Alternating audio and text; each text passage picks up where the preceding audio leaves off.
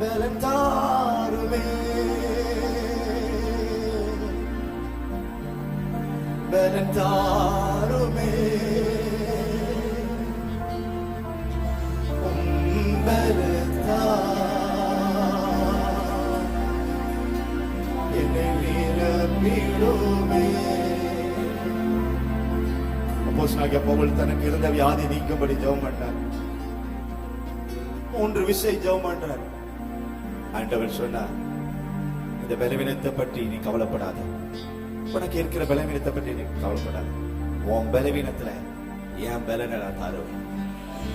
உன் பலவீனம் அதை பற்றி நீ கவலைப்படாத, நான் என் பலனை தருவேன், நீ ஓடுவ, என் பலனை தருவேன், நீ சாதிப்ப, என் பலனை தருவேன், நீ நிற்ப, நீ வாழுவ.